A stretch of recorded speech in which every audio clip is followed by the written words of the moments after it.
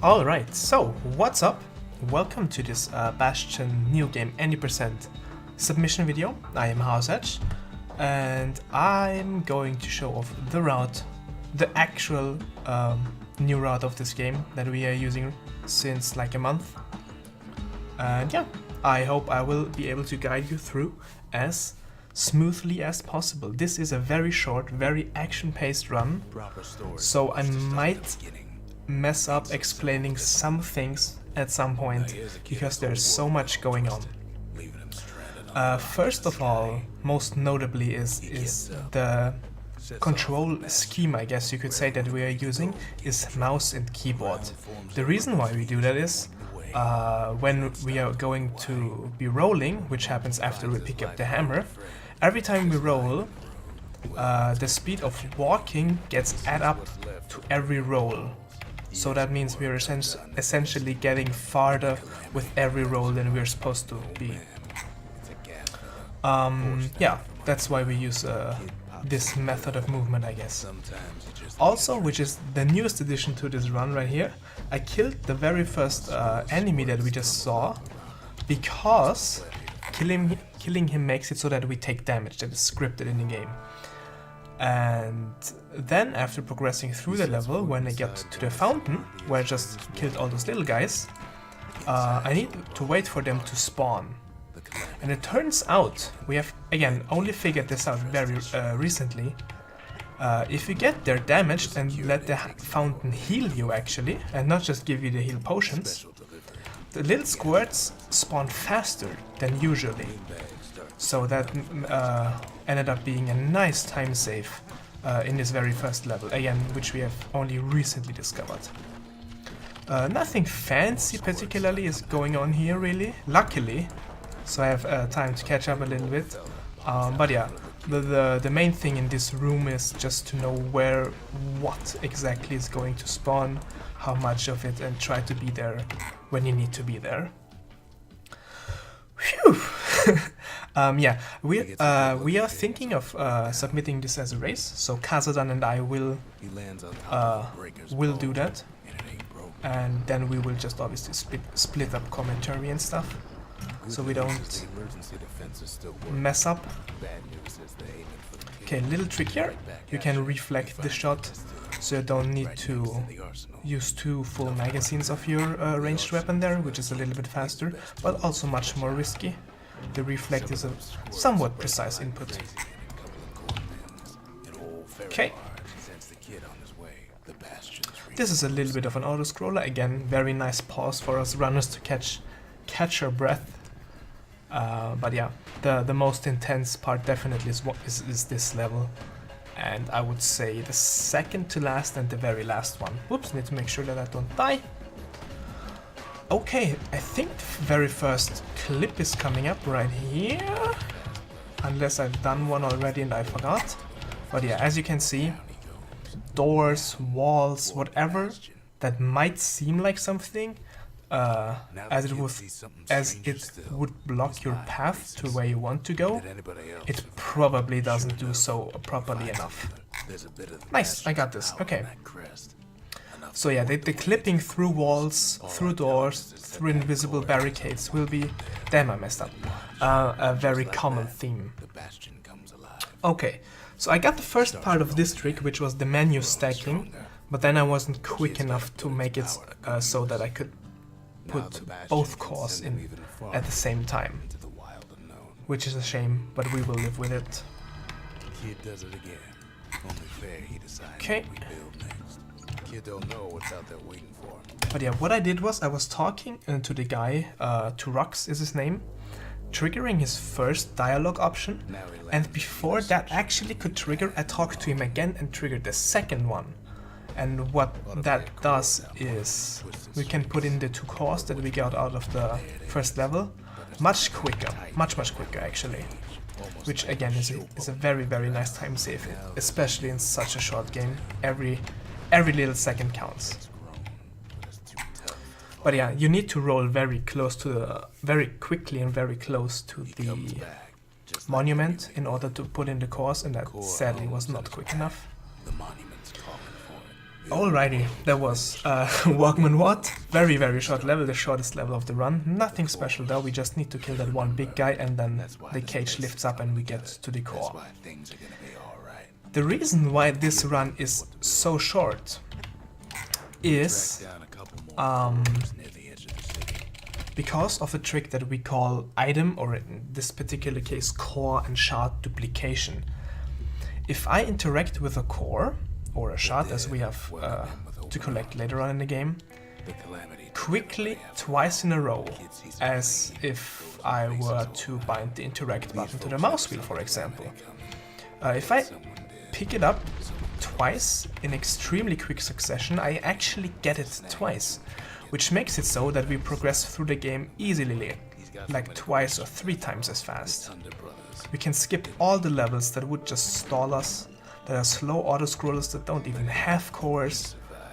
All that stuff we can just skip because we get 2 at a time and can pretty much just pick the levels that we want.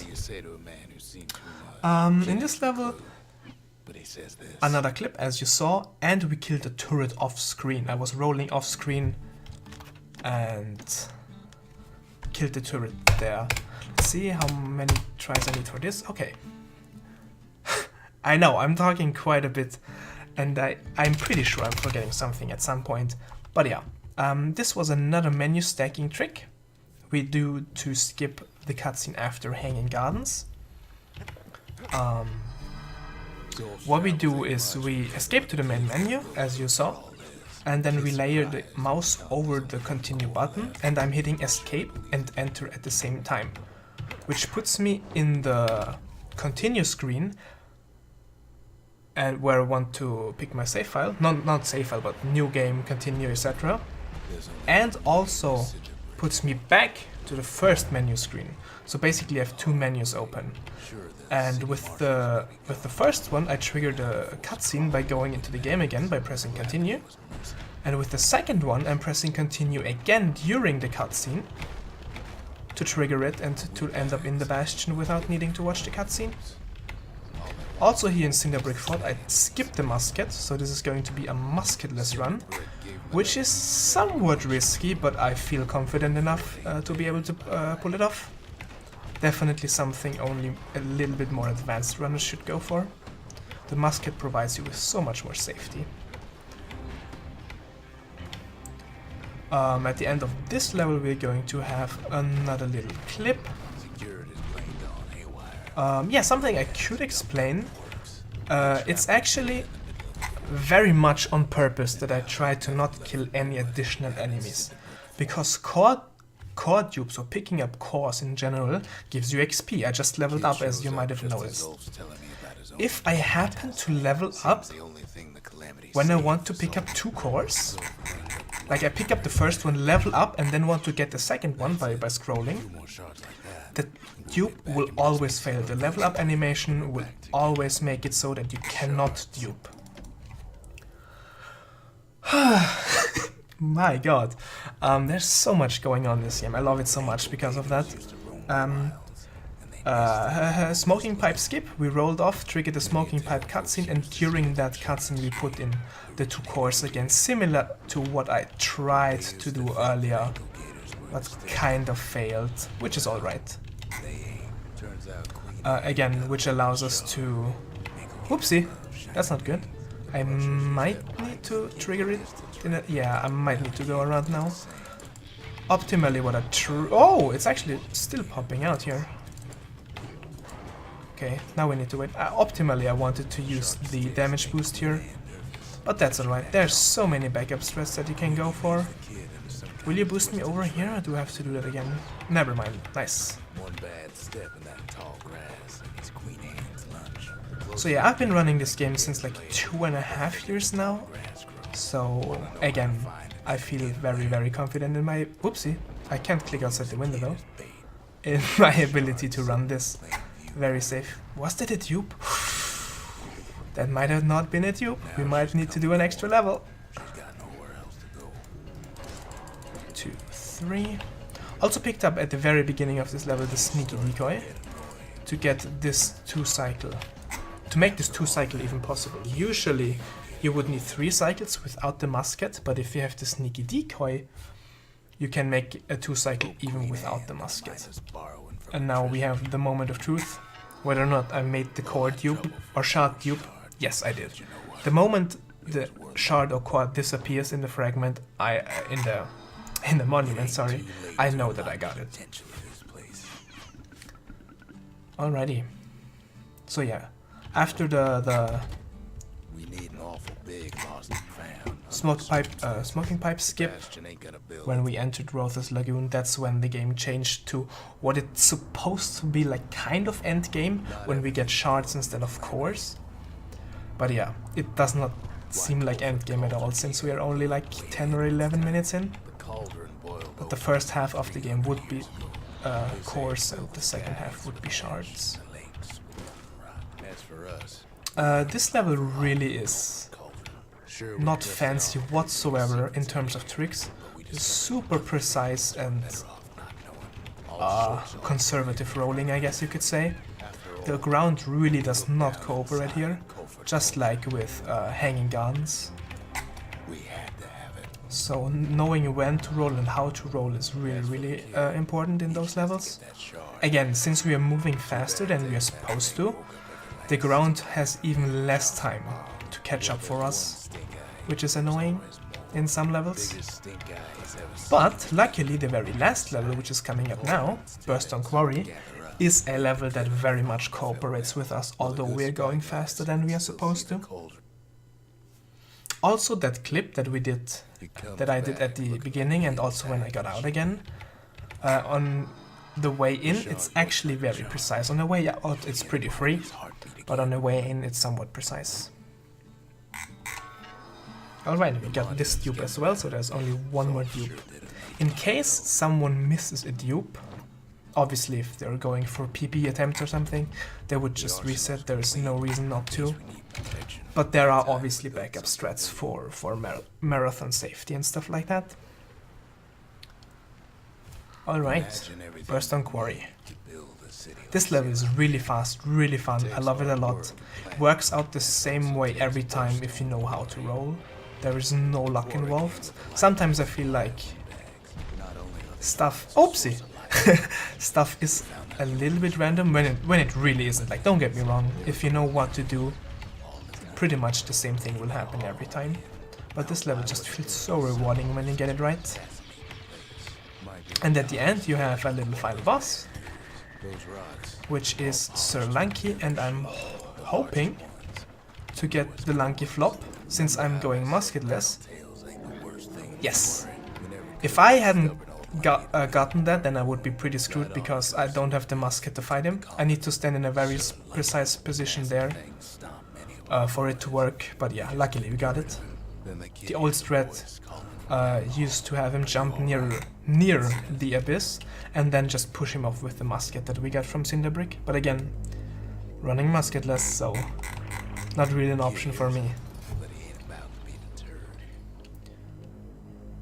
Last dupe, we got it. We saw actually the 100 XP twice, which is a very nice indicator for runners to see if they got the core or the shot twice. So yeah, we are definitely safe at this point, which is cool. Last skip is coming up now, which is the Euro invasion skip. Usually we are supposed to have this huge fighting sequence and roll all the way back to the Bastion, fight off the Euros, which we are not going to do because it's slow, of course. So we're going to die once, lose our carry on chance, die again, so we actually game over. Then we restart, we exit to main menu, and we just continue. A little bit like the Hanging Guns cutscene skip worked, but without menu stacking. So we skipped the whole sequence, and now we can just put the 2 last shots in that we got. And we basically skipped, I wanna say, 70% of the game. We saw a lot of cool, fast-paced levels, which is what I like about this run. But there are definitely some other levels that you miss out on in New Game 80%. Alright, I believe I covered most of the things. Again, I would submit this as a race with Kazadan, So obviously we can share the commentary and stuff like that, so we will see how this works out in the end. But yeah, I do believe that was a fine showcase of the new route, except for the one Bastion segment that I screwed up in the very beginning.